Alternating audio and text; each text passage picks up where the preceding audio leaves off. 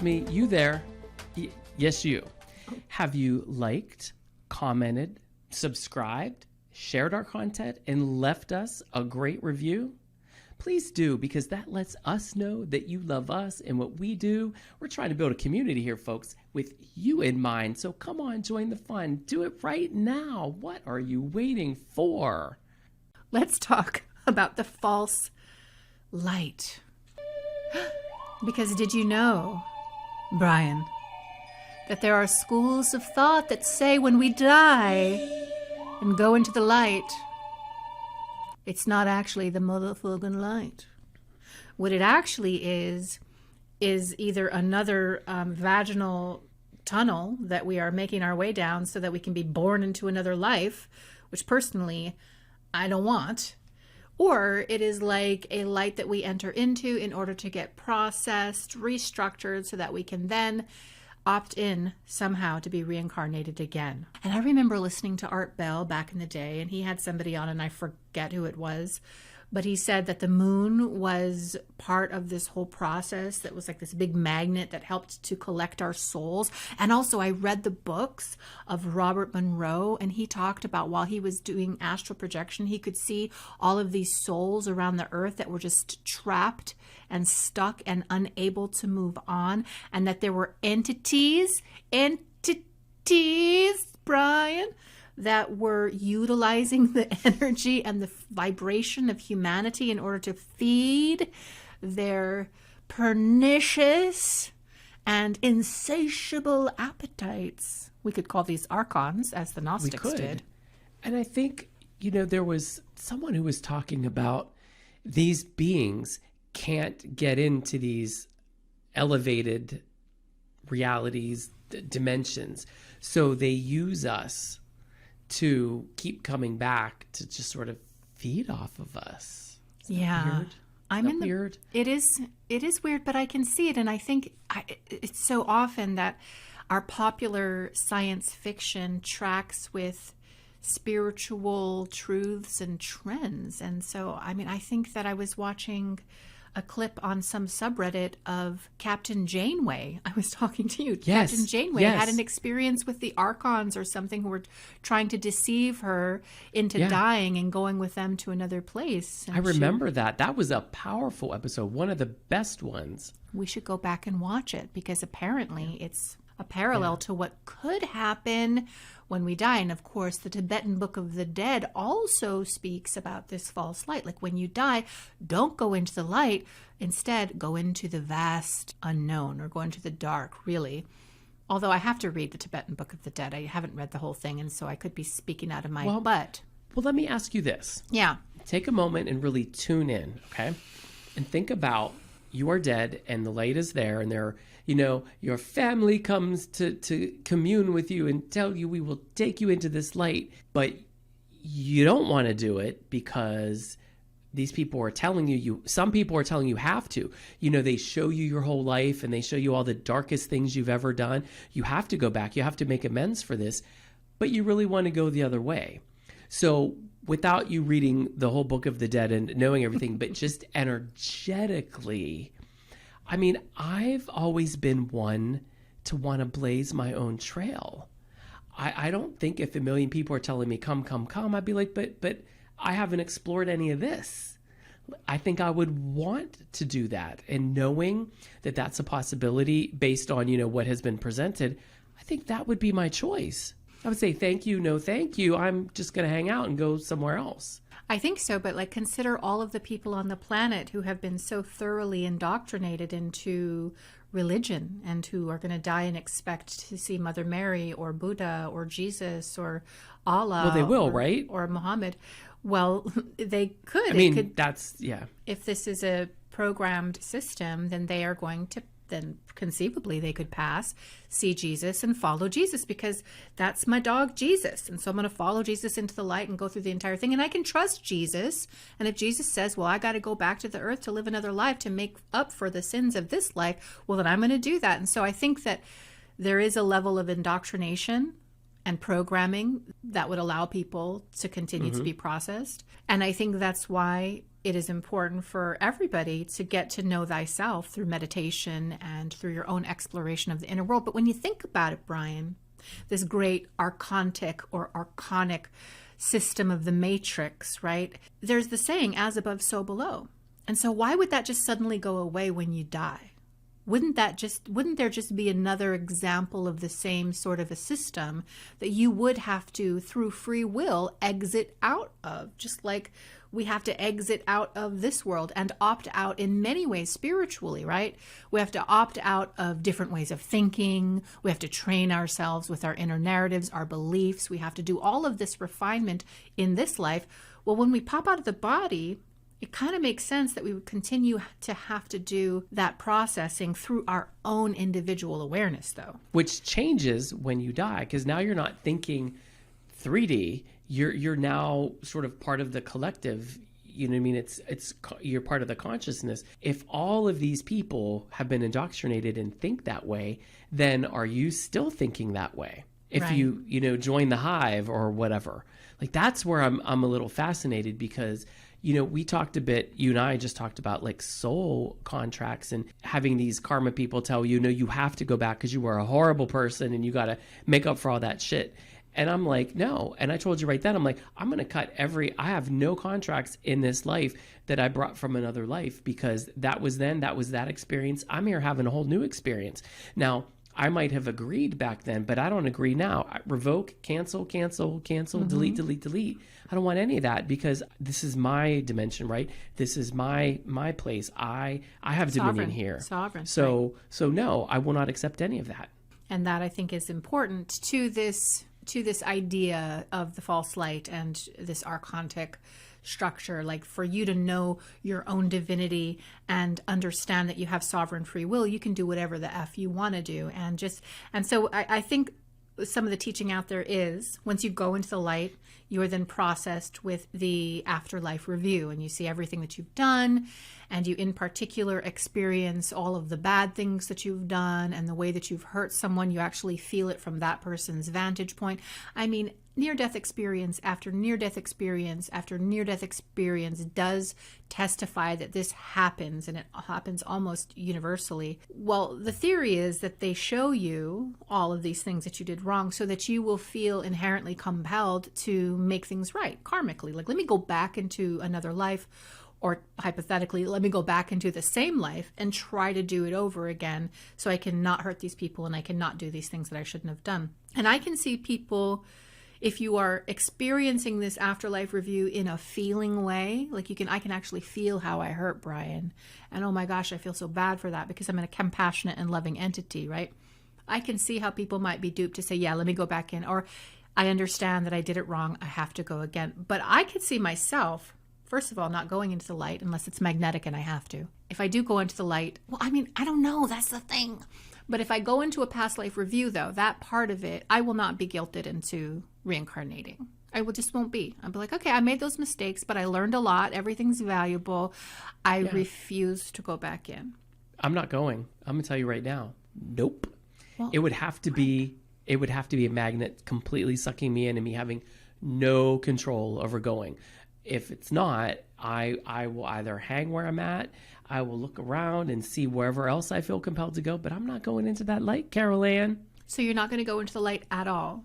No, I don't think so. I don't right now, I'll tell you, I don't feel it. That blew my mind, because that sort of reaffirmed things that I've been thinking, where I'm in control of it all. It's me. Mm-hmm. It's no one else but me, and I will not be manipulated. I've been manipulated, and I don't like it. Will not be manipulated again. I don't care who shows up. I'll be like, thank you for coming to see me. Bye-bye. Allegedly, they dose you with turbo ecstasy, bliss, and love so that you're just enraptured with Jesus or with your mother standing before you, and you feel like, I'm coming home. It feels so good that you believe it to be true, and then boom, you're getting recycled. Whereas I think, though, Christ said, you will know them by their fruit. You will know them by their fruit. And I've always kept that with me. And it stands true in absolutely everything, Bryan. If I'm at the Starbucks and I'm talking to somebody and they're putting on a good show, I will know them, though, by their frequency. I will know them by their energy, and the fruit of whatever it is that they're doing. So I feel like if we find ourselves popped out of the body in the astral and I am suddenly attended by Jesus, I will know. Like, I will know underneath and above and around that frequency who this being really is. And I also know if I tell them, like if I declare a thing, they have to do it, because that's a thought reality. Like in anything I think or envision or want, boom, I get it. So I will tell them to show me your real form. Show me who you actually are. Who am I speaking to, so that I can see them as they are? I believe that we can ask and that they would have to. Yeah, show. I agree. Absolutely agree. But like, what worries me is that so many of us fall for it.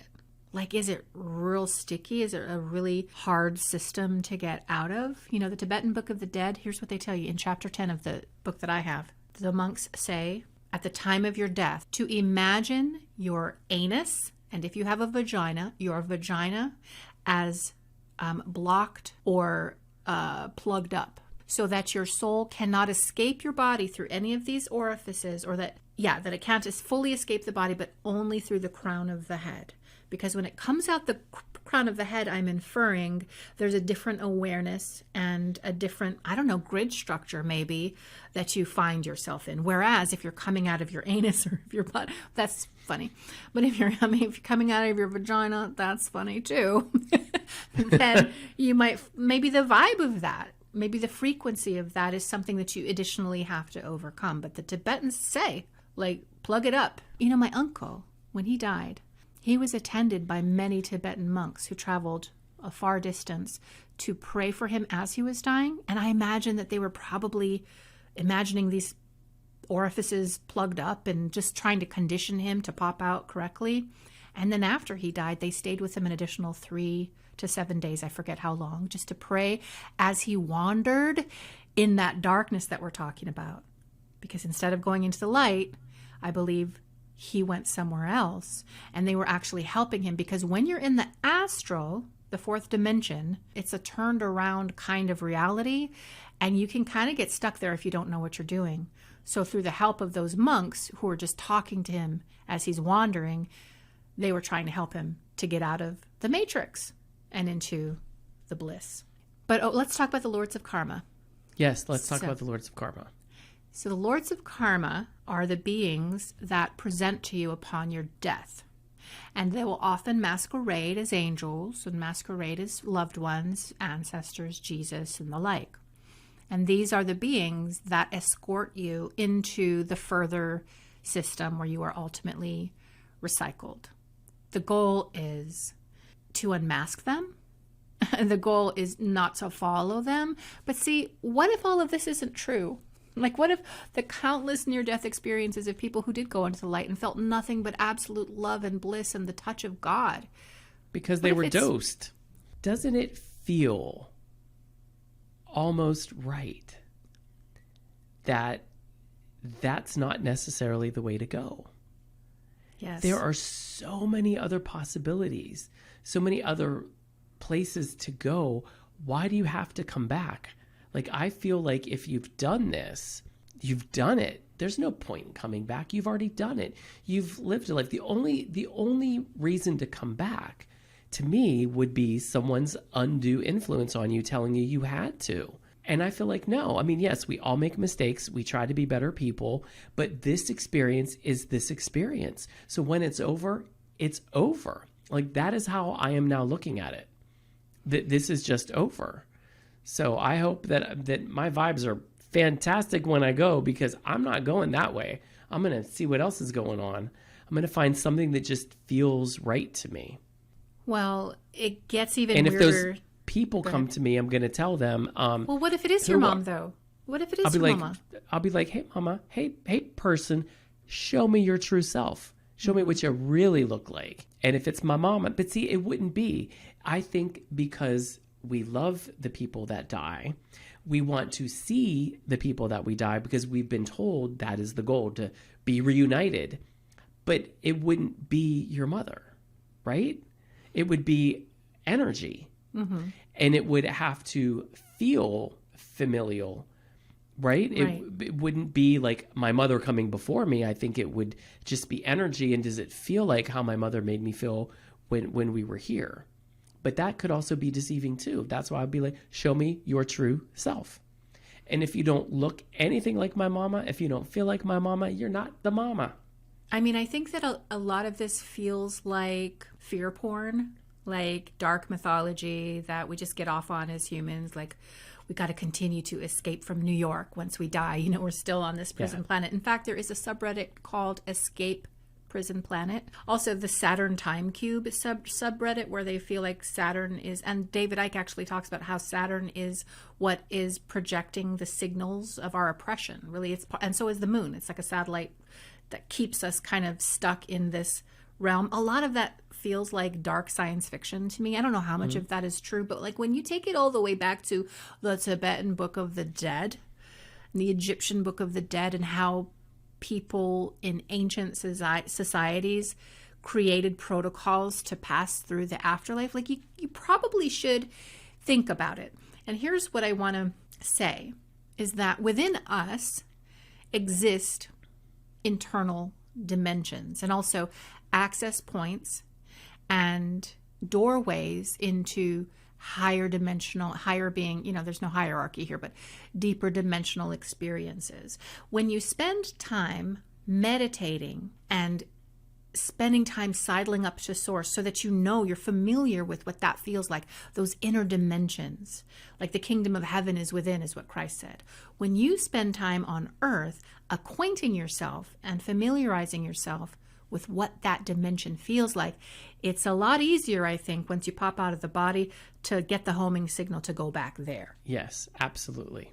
Because we're like magnets, right? If you're vibrating here and it's vibrating here, you're going to find each other. So there is that article by Cameron Day, which I sent to you, which the first article talks about why he no longer calls himself a light worker.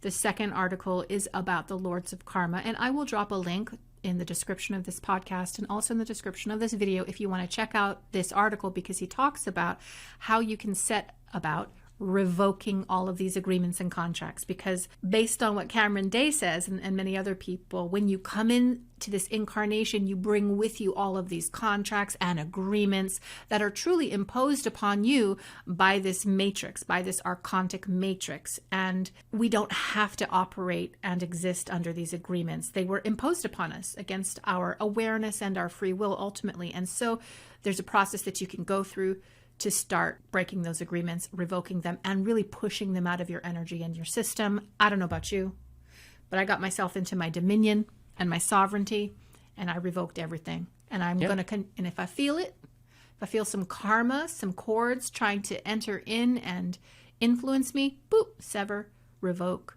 I think that there's so many different layers to the things that other entities might be doing to keep us where they want us. No, sir, and that's no, why ma'am. you have to unmask them. You have to demand that they show you their true self. And when you see that they're like a 10-headed hydra, oh, no, I'm not following you into that light, hydra. It's all like, it all makes sense. Like the Israelites wandered for 40 years. Like they had to find their way to the promised land. They had to intuit their way to the promised land. And it might be that when we pass, we're going to have to put some intention into it to figure out where we want to go and what we want to do. Now, this entire teaching and idea is just offered, listeners and viewers, for your consideration. I have not died yet, although actually, I did have a near-death experience. I have. You have had a near-death? Oh my gosh. Okay, so did you see any of that business? Did you see any of that false light? Did you see any of those Lords of Karma? Well, I didn't say anything to them because I did not have that awareness then. This was quite some time ago. However, I can tell you, and what was interesting is I was heading that way because I felt a tingle here, kind of here, not even in the solar plexus. It was up almost heart. Mm-hmm. And I was going, which then tells me now that it was just emotion leading me, not truth. Mm-hmm. But I was heading that way. But about half, and here's the thing, I mean, it's like I was in a big black space and there was like light down there, and I could feel like I was moving towards it, but it kind of felt like it was coming towards me. So what's the illusion? I don't know, but I can tell you that maybe halfway to either it was coming to me or it was going to it, about halfway, I felt an oh hell no feeling. Did you? Like no, this is wrong. Like it felt absolutely wrong. And at the minute I had that discernment, bam, I was back. And here's the thing, I'm going and I'm like, this is lovely. Oh, you know, all my loved ones. You're on the cosmic dilaudid. And then all of a sudden it was like, oh, this is wrong. This is so wrong. And I mean, and I felt like I said it, even though I know I was just in energy form. But I mean, I remember this is so wrong. And bam, I was back. And it was like, I woke up. Wow. And I was like, But now having all of this information makes total sense. For me, it's my thoughts.